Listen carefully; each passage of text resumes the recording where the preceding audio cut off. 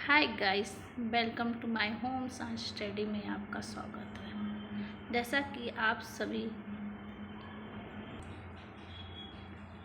सभी को पता है कि आगामी एग्ज़ामों में एनसीईआरटी से अधिकतर प्रश्न किए जा रहे हैं जो बेहद ही उपयोगी हैं आपके एग्ज़ामों के लिए। इसलिए मैं आप लोगों के लिए कुछ अलग और अच्छे कंटेंट आपके लिए लाई हूँ। आज का हमारा टॉपिक वित्तीय प्रबंध एवं योजनाएं है, जिसमें हम आपको पढ़ाएंगे वित्तीय प्रबंध का अर्थ, संकल्पना को समझना, विभिन्न प्रकार के आय को समझना, पारिवारिक बचत एवं चरणों की व्याख्या, बचत क्या है, उसके अर्थ और सिद्धांत के बारे में हम आपको जानकारी देंगे। तो हम स्टार्ट कर रहे हैं। वित्तीय प्रबंध। वित्तीय प्रबंध एक प्रकार की आय है जिसमें एक व्यक्ति अपने आय का लेखा जोखा रखता है, जैसे वेतन, मजदूरी, किराया, ब्याज, बोनस, लाभ इत्यादि। ये सभी आर्थिक प्रवृत्तियाँ शामिल हैं। इस प्रकार हम कह सकते हैं आय का उपयोग करने की योजना, नियंत्रण तथा मूल्यांकन ही वित्तीय प्रबंध कहलाता है। वित्तीय प्रबंध का प्रमुख उद्देश्य परिवार को उपलब्ध स्रोतों के अधिकतम संतोष प्राप्त करना, अर्थात अधिक से अधिक आय का उपयोग कर परिवार के सदस्यों की अधिकतम इच्छाओं की पूर्ति करना है। इसी को ध्यान में रखते हुए हम पारिवारिक आय के प्रकार, आय का प्रबंध, पारिवारिक बजट बनाने के सम्मिलित चरणों को संबंधित तथ्यों की व्याख्या हम यहाँ पर करेंगे। तो प्रथम वित्तीय नियोजन। वित्तीय नियोजन क्या है? तो वित्तीय नियोजन एक प्रकार का घटक है जिसका उपयोग बजट बनाने के लिए किया जाता है, जिसके लिए प्रबंध नियोजन के चरण में के लिए उपयोगी होता है।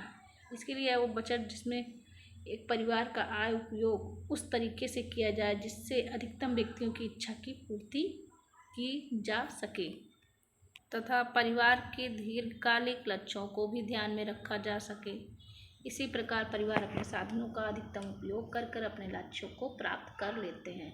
सेकंड क्या है? प्रबंध। प्रबंध से अभिप्राय है, प्रबंध उसे कहते हैं। प्रबंध एक प्रक्रिया है जो अधिकतम साधनों की पूर्ति कर अपने लक्ष्यों की पूर्ति करना है। पारिवारिक संसाधनों के रूप में इन्हें दो भागों में विभाजित किया जाता है, पहला मानवीय और दूसरा अमानवीय। मानवीय संसाधन जैसे ज्ञान, कौशल, स्वास्थ्य, समय, ऊर्जा इत्यादि। वहीं अमानवीय संसाधन जैसे सामुदायिक संसाधन, पार्क, समुदाय केंद्र, अस्पताल इत्यादि शामिल हैं। ठीक इसी प्रकार पारिवारिक आय को भी कई वर्गों में विभाजित किया गया है, जैसे वार्षिक, मासिक, साप्ताहिक और दैनिक। हालांकि सरकारी उद्देश्यों के लिए इसे वित्तीय वर्ष की वार्षिक आय माना जाता है। यह वित्तीय वर्ष में 1 अप्रैल से 31 मार्च तक होता है।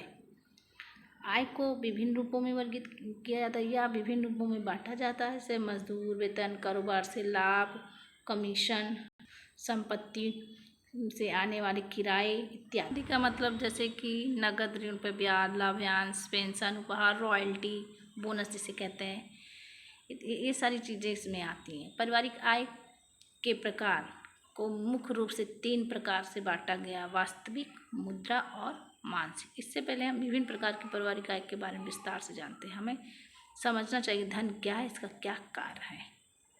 धन जो एक व्यक्ति की इच्छा, जो जिसके द्वारा व्यक्ति अपनी पारिवारिक लक्ष्यों की धन आए, जिसमें का तात्पर्य रुपये तथा पैसे के रूप में क्रय शक्ति है, जो निश्चित अवधि में पारिवारिक कोष में की जाती है, या वेतन, मजदूरी, बोनस, कमीशन, ब्याज या रॉयल्टी और परिवार के सभी सदस्यों को भत्ते के रूप में प्राप्त होती है। जैसा कि हम कह सकते हैं धन वो चीज़ें हैं जिसके द्वारा हम अपने परिवार के सदस्य की आवश्यकताओं की पूर्ति कर सकते हैं, जिसे प्रत्यक्ष या अप्रत्यक्ष रूप दोनों रूपों से प्राप्त किया जा सकता है। सेकंड, वास्तविक आय। वास्तविक अर्थशास्त्रियों द्वारा एक निश्चित अवधि के लिए भीतर मानवीय जरूरतों और आवश्यकताओं की पूर्ति के लिए उपलब्ध वस्तुओं एवं सेवाओं के प्रवाह के रूप में की जाती है। इनकी परिभाषा में 3 महत्वपूर्ण बातें हैं जो इस प्रकार हैं। वास्तविक आय वस्तुओं एवं सेवाओं का एक प्रवाह है या स्थिर नहीं होता। इसमें ऐसी वस्तुएं एवं सेवाएं शामिल हैं जो धन से उपलब्ध हो भी सकती हैं या नहीं भी। उदाहरण के जैसे हम खेत की हम खेती करते हैं, ज़रूरी नहीं कि उससे हमें वो धन प्राप्त हो, या हो सकता भी है, कभी कभी नहीं भी होता। कभी होता नहीं, फसल खराब हो गई या अदर कोई भी प्रॉब्लम हो गई, घर में या घरेलू सेवाएं, जैसे कि घर में कई सारी घरेलू सेवाएं, जैसे किसी भी कार्य को कर अपने घर की अधिक से अधिक सेवा की जा सके। इसमें समय सम्मिलित है, जैसे कि 1 माह 1 वर्ष हो सकता है। वास्तविक आय में वास्तविक आय 2 प्रकार की होती है, प्रत्यक्ष और अप्रत्यक्ष। प्रत्यक्ष आय इसमें धन का उपयोग किए बिना परिवार के सदस्यों को अधिक उपलब्ध वस्तुओं एवं सेवाएं शामिल हैं। उदाहरण के परिवार के सदस्यों, विशेषकर महिलाओं तथा प्रदान की गई सेवाएं, जैसे भोजन, कपड़ा धुलने, सिलाई करना, घरेलू बागवानी आदि है। एक घर जिसके लिए पूर्णतः भुगतान किया जाता है। एवं सामुदायिक सेवाएं जैसे सड़कें, पुस्तकालय, ये सभी क्या है, प्रत्यक्ष आय के अंतर्गत आती हैं। अप्रत्यक्ष आय क्या है? अप्रत्यक्ष आय में वो वस्तुएं एवं सेवाएं शामिल जो समानता धन के कुछ संसाधनों के उपरांत ही प्राप्त होती है। उदाहरण के लिए अच्छी किस्म की सब्जी खरीदने के लिए धन का इस्तेमाल, क्योंकि इसके चयन में व्यक्ति की योग्यता एवं कौशल निहित है।